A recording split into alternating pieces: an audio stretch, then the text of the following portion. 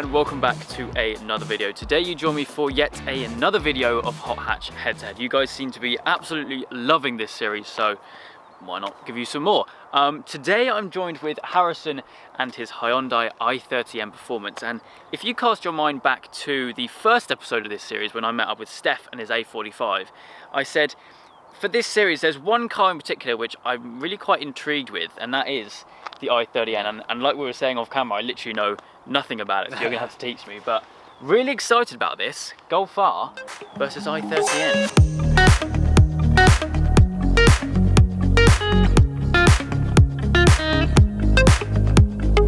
Right then guys, this is my i30N.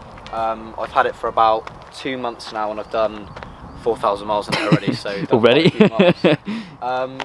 I've done a few little things. I'll talk to you about the stock figures on that first though, and basically this is the N Performance.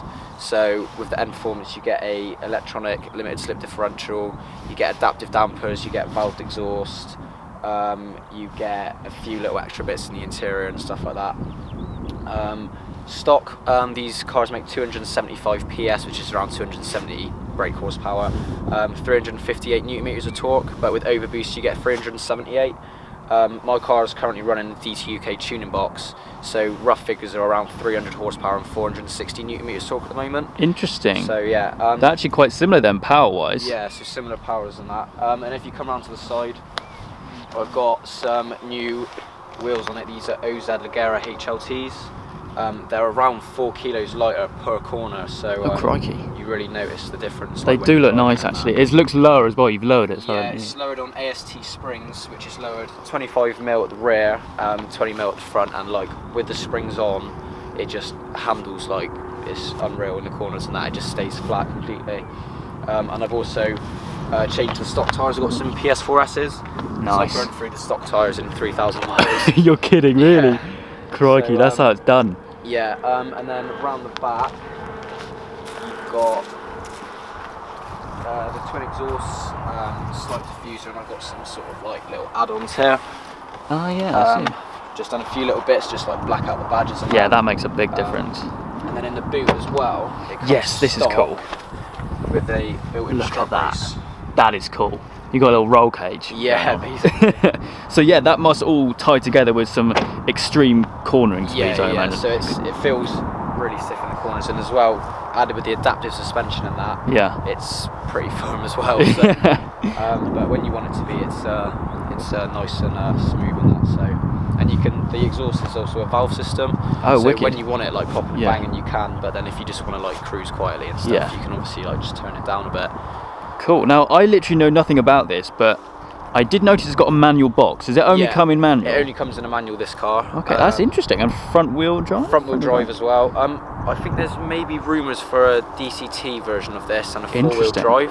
Okay. I'm not too sure on that, but maybe if that comes up. Well, it's a cool car nonetheless, and like we were just speaking off camera, I've literally never pointed my lens at one of these things before, so I'm really excited to kind of experience it, really. Cool. So before we crack on into round one, I thought I'd give you guys a little bit of background about how this kind of works. So this round is of course sound. Now it's split up into 3 different subsections, the first of which being a startup, second of all revs, and last of all a flyby. Now of course I do register that with my decimal meter, conveniently placed at the back of the cars to see who comes out on top.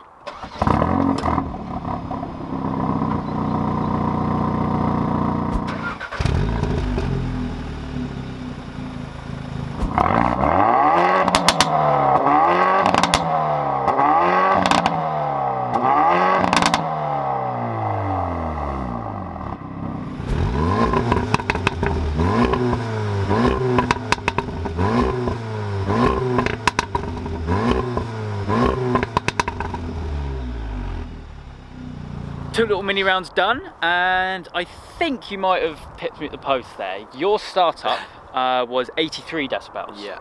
Mine was 81, I believe. Which is close. I've said in previous episodes that the startup on the Golfer isn't really anything special. No. Even on cold start, you said that this is actually... On cold start, this is ridiculously loud. Yeah. I can imagine. And the revs, ridiculous as well. Yeah. It almost reminds me of the Focus RS. Those of you who watched that video might be able to see the similarities, just with the pops and bangs and almost the looks. as well. Yeah, a little bit. The fact that it's manual, a little bit mental, and it came at about 116 decibels, which is very loud. That is loud. Really loud. I can't imagine mine was. Yours was 104, so. Oh, at least I got over the 100. Yeah, got over the 100, so it's still a decent score. Yeah, I mean, actually, to be fair, that's a good point. Yours is stock and mine is slightly modified, yet yours still blew me out the water. But that's 2 out of the 3 mini challenges done. Even though you have won round 1, we still got to do the flybys because why not?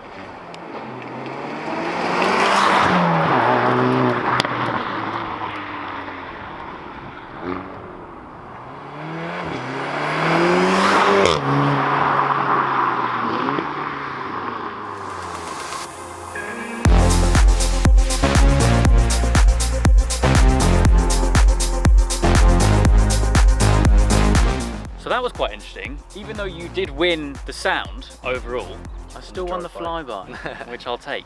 Anyway, round 2 is power to weight ratio. So basically, quite a simple round really. Get out our phones, Google how much they weigh, how many bhp they have, which is interesting because you slightly modified yours and mine's slightly modified as well, to see who comes out on top. So my curb weight of the Golf R is 1,483 kilos. Right, mine's 1,470 kilos. Really? So yours is what, 13 kilograms lighter? Yeah, and obviously I've got the lightweight wheels, so I'm saving 16 kilos. Every little helps. So that's yours is slightly heavier, which I was almost kind of predicting because obviously the forward drive in the Golf R adds extra weight. But then again, you've got some funky tech in yours as well. As for brake horsepower, mine is 306 or 310, just to round it up. Yours is 271. 271. Okay, so not too much in it really. Nah. So that means that my power to weight ratio of the Golf R is 209 brake horsepower per ton. Mine's 190 per ton. However, I've got the tuning box on, so it's around the 300 brake mark. So obviously we can't quite work that out. So it's probably closer than we. Yeah. You might even be a little bit better. But for the sake of this, I'll take a win. You've won that. I'll take that. You and I, we're always on the edge. We fight and make love at the same time. Okay. First time in an i30N. Yeah. Oh, it's nice and cool in here. That's one thing we haven't mentioned actually. We have got such a nice day today. There's no excuses for me. 13 degrees? So, pardon? 13 degrees outside, so it's not too bad. Okay, warm. So what is the launch control process? Handbrake off. If it does it, it's a bit temperamental. Yeah. So foot in. Oh yeah, launch control ready. Whoa, whoa, wait. Oh, you got rev lights as well. 60. I wasn't expecting that. That was all very quick. So for a front wheel drive car, it's not bad. It's not bad at all. That shifts. That really shifts. Yeah, it's quick. Okay, into the Golf R. Now you have previously experienced Golf R launch, so you kind of know what was about to hit you. So let me just think how I'm going to do this. Turn that traction off. Okay, you ready? 3, 2, 1. Why is it spinning? So quick though. No, it's brutal. I forgot to mention that before we started then. This is the first like bone dry day that we've had for an episode of this, and it's fun. Dear. But anyway, front wheel drive versus forward drive. We all know what's going to happen, but still, either way, launch control is just the most fun thing.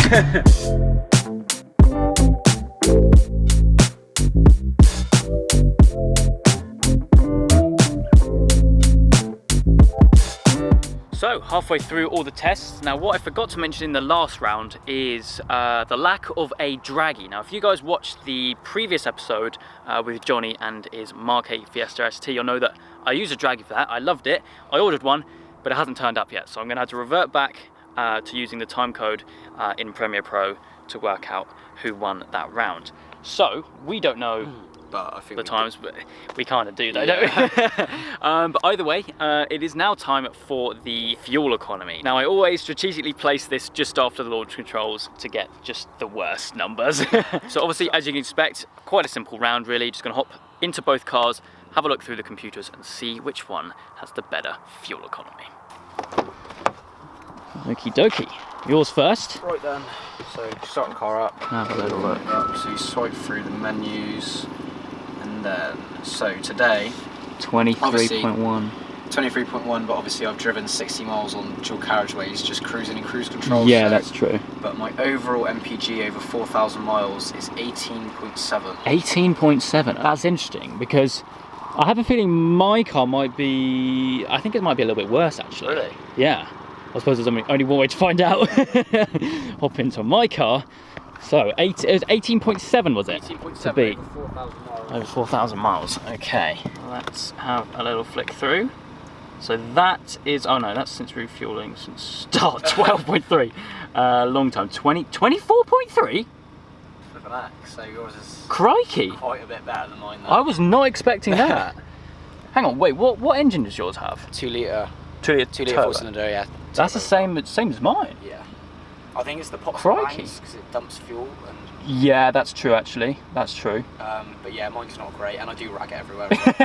As do I, my friend. Don't worry about that.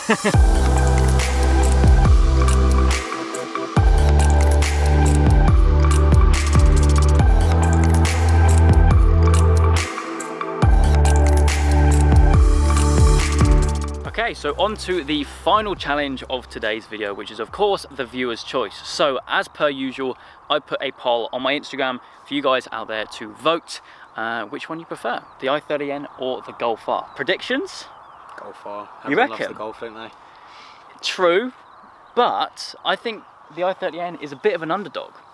It is, but then I think that's why people are going to choose the Golf, because They don't really know much about it, Yeah. that's true. Anyway, there's only one way to find out, of course, that is... Okay, interesting. So, i30N, 50 votes, Golf R, 83 votes. To be fair, that's not bad. that's not too bad. No.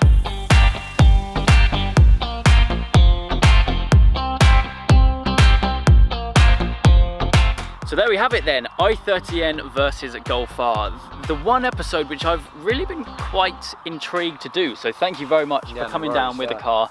I must say, I absolutely love that. I hope to experience one again in the future because it really is cool. And like you were saying at the start, the kind of hints of a DSG in four-wheel drive, Yeah.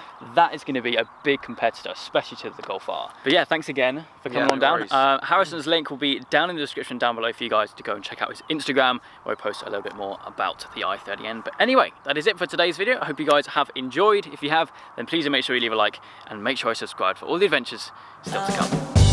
I'm slipping away, so don't let me go.